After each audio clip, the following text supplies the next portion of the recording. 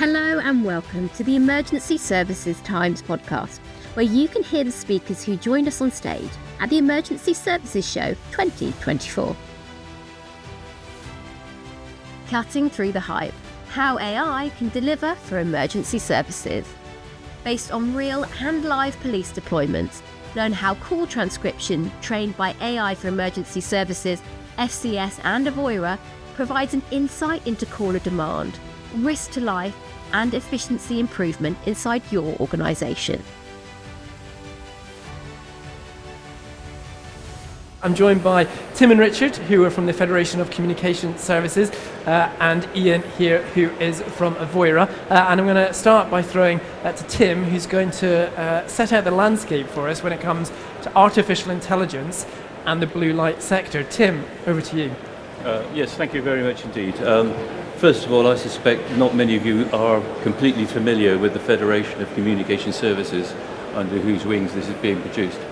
As an organisation of like-minded smaller companies working on business-to-business communications, and that includes all types, so telecom, business radio, everything. We have about 600 plus members, so it's not a small organisation, but it's a bit invisible for many. So the point for today, I think, is that we put forward why we, as an organisation, are particularly interested in solutions for the emergency services. We feel that there may be a whole raft of things that need to be done that basically are not being done because there's limitations in the ability to do it, and certainly we'll never have enough staff in the emergency services to do many of the jobs and so on. But times are changing, and it may just be that, from where we are sitting anyway, it may just be that the AI approach to this, and I do mean the fullest AI, including real-time and so on, might actually be instrumental in finding solutions to some of these long-standing problems which affect, well, everybody indirectly, but certainly the emergency services directly. So it's my great pleasure to talk about the fact that we have got a company within the FCS who's amongst the leaders of it. It's a company called Avoira, which Ian is a leading member of. And I'm going to have to read this out because I keep forgetting what it was about. But they've recently won an award in this area with the identification of vulnerable callers and the SME Contact Centre Solution of the Year. So that's what they've won, which is going some. So with that, I'd like to introduce Ian Taylor of Avoira to talk about a problem that they have managed to find a solution for. Thanks very much, Tim. Most appreciated. So firstly, I'd just like to ask, who's considering AI projects at the moment? Fantastic. A few of you, but not everyone. Yeah? So maybe the potential of AI has not been realised. Maybe you don't know where the benefits are. Every day we put the TV on and we can see Samsung has got AI in it, Kit Kats have got AI in it. It's AI everywhere, but what's it for? How can it help you? Well, firstly, let's look at the challenges that we see in emergency services, or at least what we've seen. So the first is that we've seen in emergency services that you're overwhelmed by demand. Yeah? I'd be interested to see who agrees with that. If you could put your hands up if you feel overwhelmed by demand. Yeah, that's pretty good. Yeah, I think that's fair. So high amount of demand, lots going on, not sure how to deal with it all. There's so much going on. Budget constraints.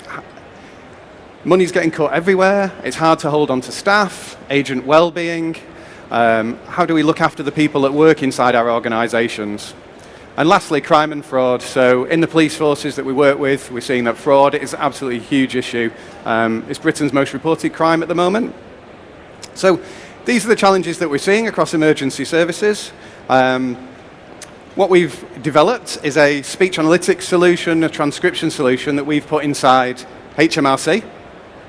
So when you're lucky enough to get through the call centre, our software transcribes 90,000 calls per day, yeah, giving insight and information to that contact centre to help them manage an overwhelming amount of demand and complexity.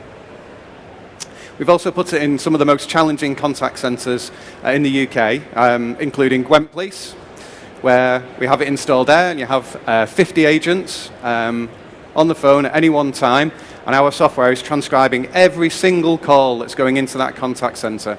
the AI is being used to provide insight into the truth of what's happening.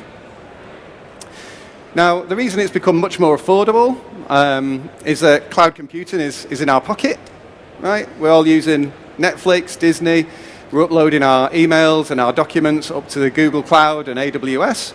So we're able to use that now to take everything that's a data point and find some value in it for you. Yeah? Find some value to get some insight into what's happening. So a good example of that is understanding the demand. So I'll talk to you a little bit about Gwent Police as a specific example. So in August, they took 43,000 calls, of which, of those 43,000 calls, a very high percentage of them were preventable demand. That was calls coming in that the agents were handling, which they shouldn't have to. Yeah? Lots of partner agency demand, which are able to tag, and they're then able to train the agents on how to deal with it and get rid of those calls faster to be able to deal with the emergencies. Okay? When we first put the solution in, we were finding that it took 5 minutes and 30 seconds for the people in the control room to actually qualify the call wasn't a full emergency and it was partner demand. Only when you had that true insight across 40, 50,000 calls a month could we then provide the information to the training team to say, hey, agents, this is what you need to be doing. Yeah. And there's another side to all this as well. So using the AI to identify high-risk individuals and identifying those calls to move them to the right people so that right care, right people can be applied. The people inside the police force can make sure that they were dealt with correctly. And on the flip side of that, agent well-being. So in August last month, there was 472 calls into that contact centre that contained suicide, unfortunately. So that takes a very big strain on the individual agents. So being able to use AI to track how they're doing and really flash that up to a supervisor to say, hey, this individual's had some challenges, we can help them. We can help them and train them onwards. So I've given you a few examples. What I thought would be really useful is to go kind of a bit further into the world of emergency services. And what we've done is we've taken a 999 call and we've actually put it through our software just to show you what it would look like. So it is a 999 call, so if you're not comfortable with it, feel free to kind of leave, but you've been kind of warned. And it does have a positive and a happy ending. So I'll just roll this forward. Hopefully the sound will work. I'll press it once and we'll see what happens. Ambulance, is patient breathing? Hello. No. But she can't really talk or move. Tell me exactly what's happened. I don't really know. I was in my room and when I came down, she just couldn't talk and started crying. Okay, how old are you? 8. You're 8. Right, so listen to me. I'm going to ask you some questions, okay? If you can just answer them the best you can. If you don't understand them, ask me to repeat them, okay? Okay. Right, we need to do a test on your mum. Okay, so I need you to help me as much as you can. Okay. I need you to ask her to do 3 things. Are you ready for this? Yeah. Yeah, the first one, ask her to smile. Smile. Was the smile equal on both sides of your mummy's mouth? No. No. Okay, second one, ask her to raise both arms above her head. Raise those arms. Yeah. She can't. She can only do one. Only one? Right. Okay, and the last question, ask her to say the early bird catches the worm. She couldn't. Okay, I'm organising help for her now, okay? Yeah. Who else is in the house with you? My little brother and 2 dogs. And 2 dogs. What dogs are they? I think it's a German Shepherd. German Shepherd. And a Chihuahua. And a little Chihuahua, so you've got a big dog and a little dog? Yeah. Okay, are you able to put them away for me, put them in a different room? Okay, I've done it. You've done it, well done.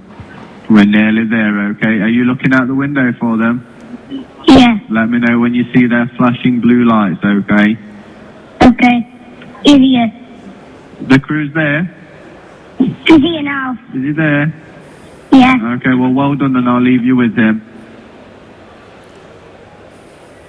What a fantastic job that little boy did. Very proud of him. It's lovely to see. So what we're using the technology for here is that it's able to check how the agent did, to be able to support them, to be able to support training.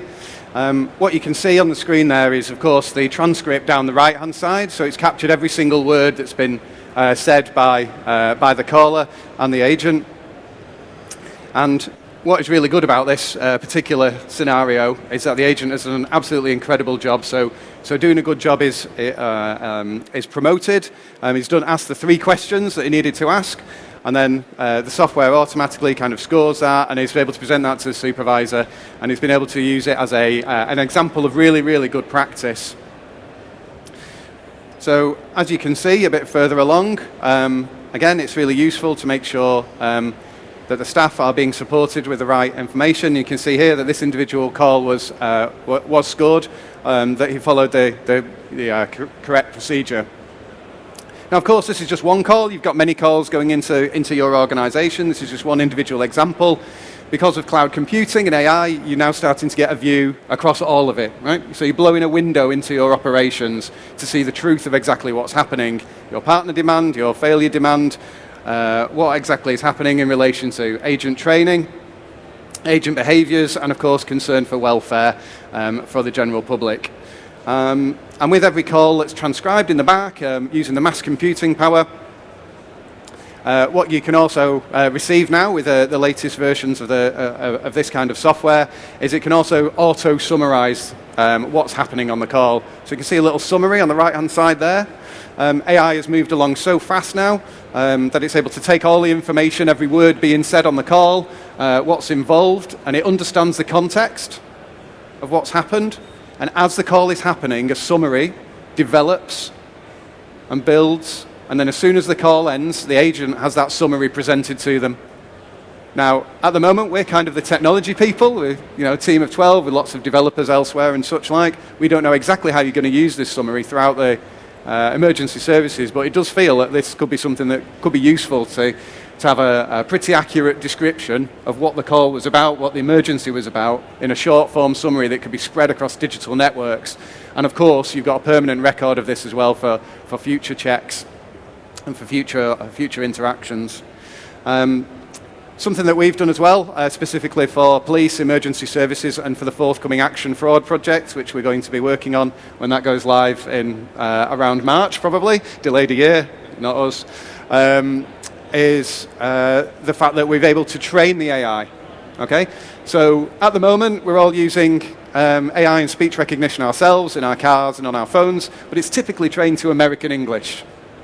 So you can ask it to do things pretty basic. But when you start to get into a very specific environment, such as emergency services, you need to train it with very specific words, phrases, terminology, localisms.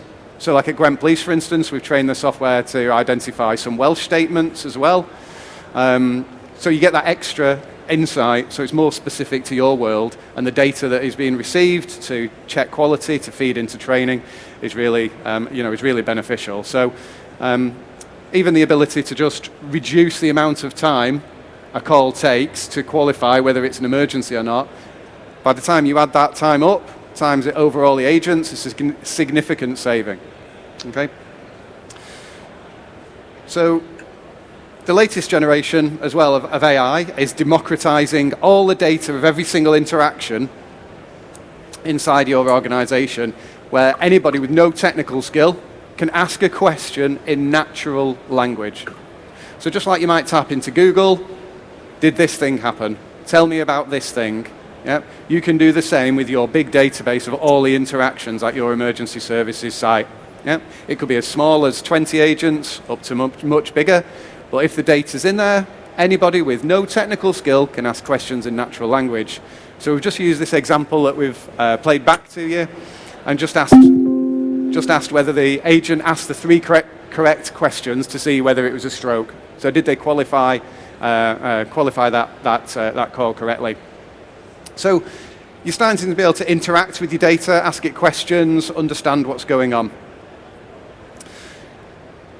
And one of the last things I'd just like to show you is around UK vulnerability. So we've done a lot of work with pension, HMRC, private organisations, and with the emergency services to be able to identify vulnerable people in different scenarios. Okay, so identify them in the correct context.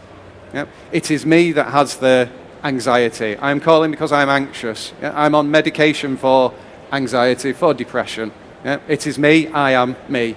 Okay? It is not just searching for a standard keyword where it says the word anxiety, because that'll just throw up false data. What we're able to do then to fit each particular deployment is we're able to risk score them. So at our police deployments, for instance, we of course have suicide at a very high risk rating, and for the 472 calls that came into our police force last month, because they are high risk, high score, the alerts went out to the various different levels within the force, and they were able to action that, make sure the call was handled correctly, and the individual was phoned back. So I'll just follow up with a few little anecdotes of our experience as well, of a few things we were told by the forces were quite useful. One of them was quite interesting, which was a lady, an elderly lady who was ringing up virtually every day, saying there was an emergency at home.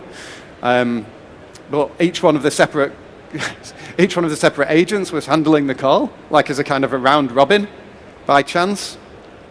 But nobody had the oversight, the big data, the AI, to actually see, hey, there's a pattern here. This individual is hugely at risk. They just logged it as an individual call. Oh, this lady's called because of this issue. Oh, you know. But now they've seen, by having all the big data, she's called 15 times, over the past 14 days. They're able to identify that person, identify her phone number, and then refer her to social services and to the right level of support. So there's lots of different ways that you can use AI. This is how we've used it with transcription support. We're really looking forward to helping more in emergency services if we can. We've put a great deal of investment and time into dealing with accents and language to make sure that the data that is received for training, to identify demand, and to track vulnerabilities is really, really helpful. So that's me for now. Great. Thank you very much for that. We'll take questions from the floor in a moment, but if I can come to you first, Tim. You started off by talking about limitations in AI. Do you see the limitations as being in the technological side, or is it human limitations? We're reluctant to embrace this new world ahead of us. Good question. I have a good answer. I think the limitations, the biggest limitations, are finding the problems that will yield the best efficiency gains and so on, and doing it quickly. So we want early positive results from the deployment of this new technology if it is AI, and it sounds to me, from what I've researched and all the rest of it, an awful lot of AI applications might well do the trick for an awful lot of people. But the FCS is entirely driven by the problems. So we find a problem, can it be fixed? So, for example, if we're talking, if I'm talking too much, do shut me up, please. If you find a situation whereby we haven't got the resources to do all this work, then the example has shown that you don't do transcriptions of reports anymore on calls.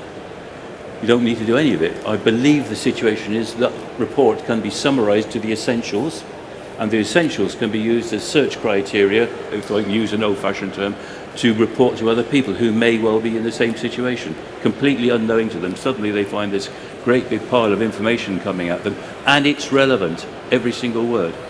But it's a numbers game. So if you can save 1 minute out of 60,000 calls a day in a big call center, you've just saved 1,000 man-hours off the bat, straight off, So 1,000 man-hours, how much is that going to save?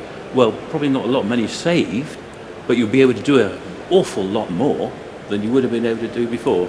And this solution is not possible, a solution to that kind of problem is not possible with other technologies that we've been able to find. So the answer is in our imagination as to what to apply this stuff to in a useful way. It's us, you, who you must think of how you want to use this stuff. So if you go to somebody who you think can make it, have a good question for them that they can answer, would be my suggestion. Well, Richard, building on that, Yep. it was really interesting to hear how Ian's been using this technology, for example, overlaying it on emergency calls, but we can't deny that it was still a human taking that emergency call. Yep. Is there a risk that we become too excited about this, that there's an over-reliance on the technology being able to do so much, and that we forget that people are at the heart of emergency services? Exactly, and I think certainly in the call handlers who are managing those types of calls, there may well be instances where they might see this technology as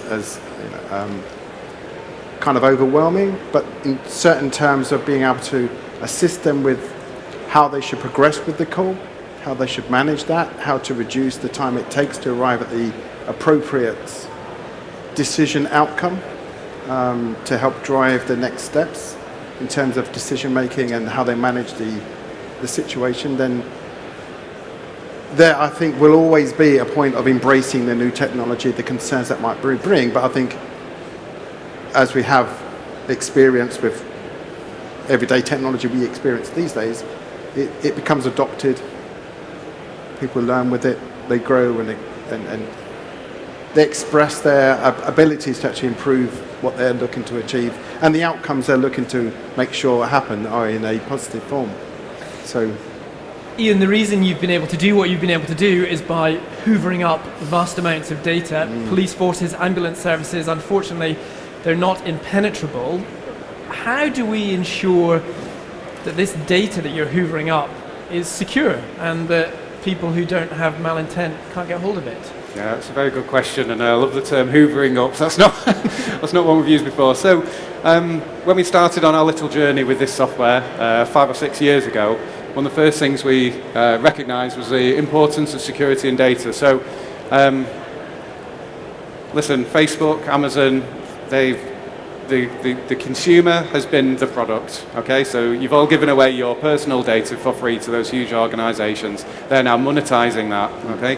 What we've done is we've created our AI ethically, and it sits in its own private environment. Sits in its own private environment, an AWS private environment where the data is not shared anywhere else, okay? So it's only yours, it's only each individual organisation's instance. Nobody else can access that. It's sat behind firewalls and it is only privately accessible inside the organisation. So it does not go out to train large language models in any way. Tim talked earlier on about all the potential man hours you can save by using this software to kind of shave off seconds and minutes here and there. That's arguably redundant if you have to train a call taker on how to use a new piece of kit or how to use a new piece of software. Do you have to do that, or does this go on behind the scenes?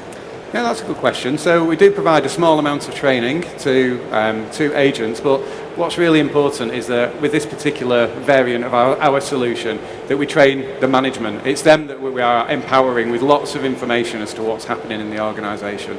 So it's kind of teach someone to drive, and then they can go many miles using the technology to get yourself further. It's a similar scenario here. Yeah.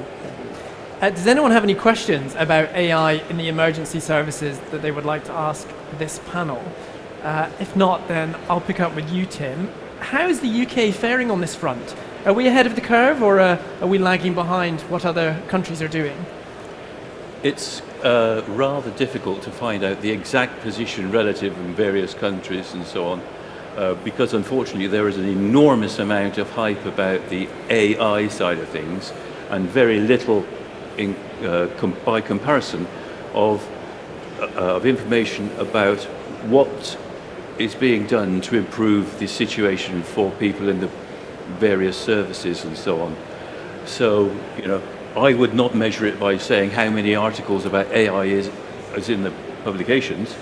I would much prefer to know if you go around a sample in Europe, say, what organisations are actually using solutions and getting benefit from them, and those solutions happen to be made out of AI type technologies.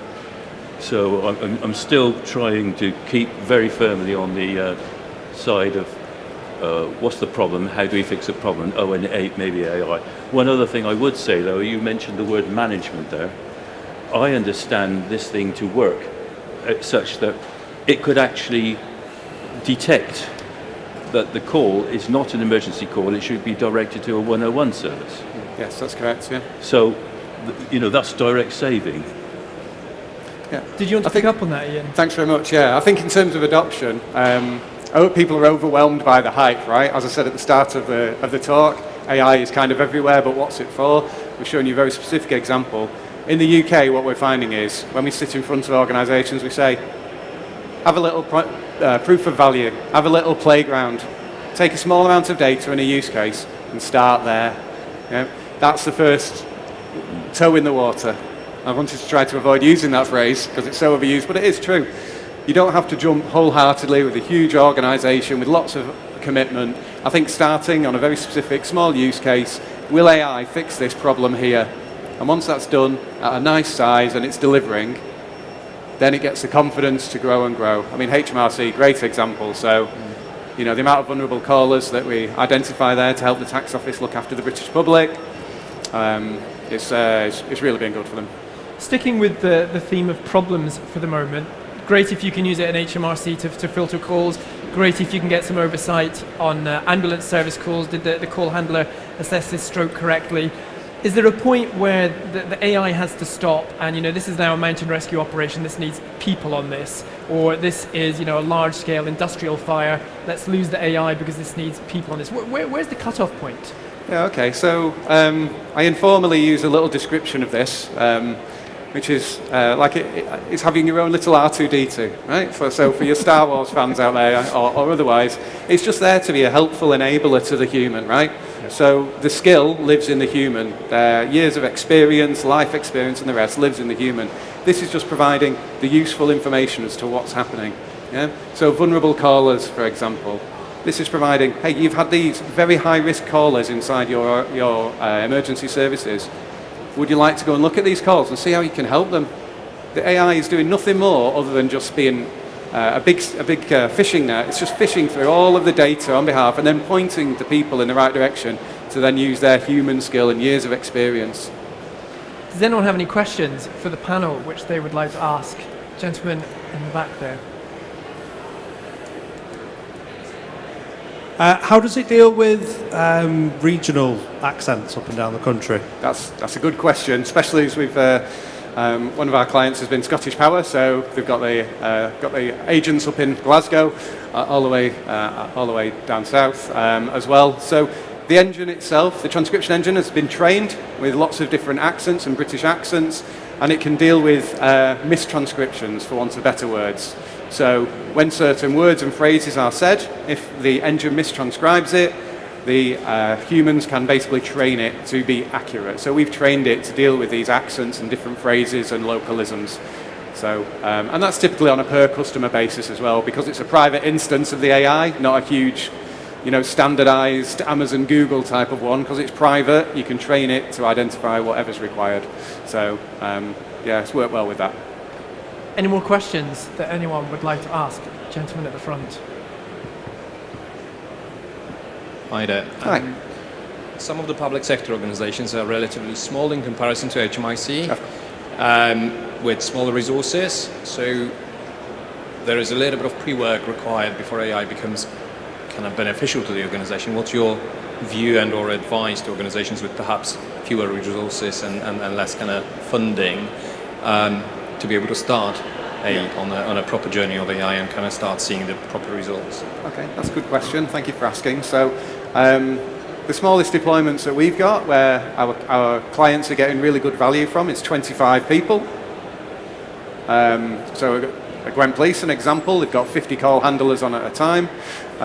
So HMRC is one scale, but 25, 50 agents is a different end of the scale.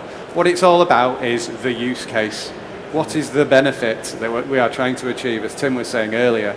If you have a number of call handlers and they are completely overwhelmed, they are spending a lot of time making notes, you can't see any efficiency improvements, that's where we start.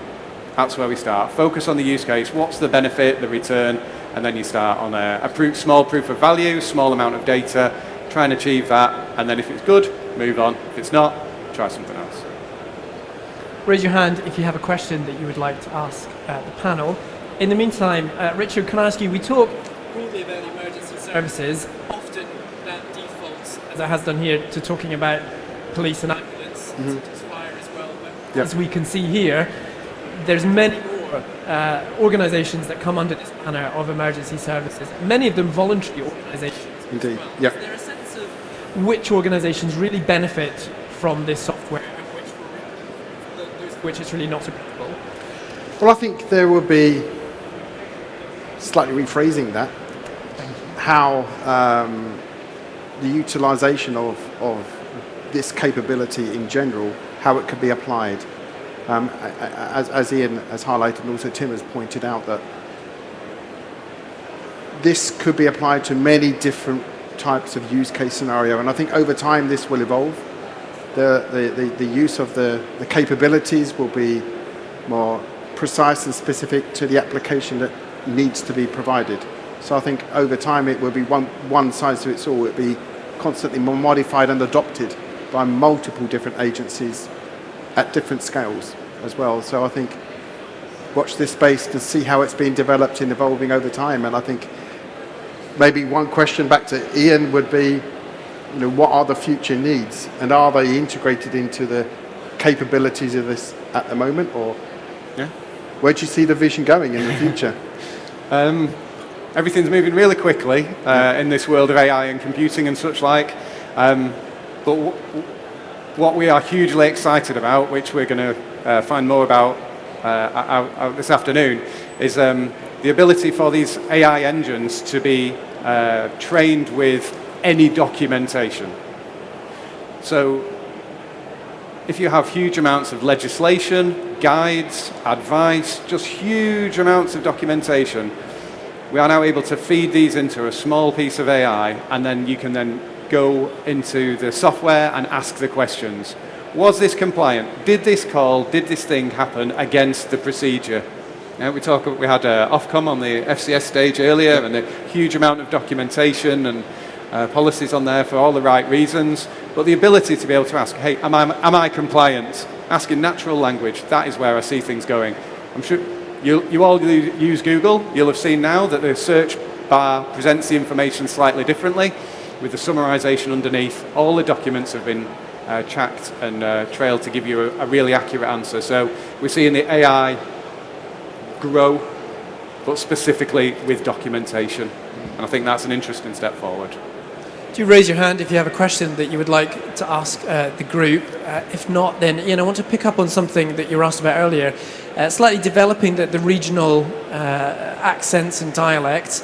Britain's a multi-diverse country. Not everyone speaks perfect English. What about languages? Is there a world in which someone can call the ambulance service and talk fluently in German, and the call handler hears it in perfect English? That's a great question, because it's here. It's here. We've tried it. The software that we're using, the little ask a question bar, you can now ask the question in virtually any language or virtually any transcribed language. So if someone rings in and speaks Polish to a Polish operator, someone who speaks English as their first and only language can ask the Polish call, did this thing happen on it?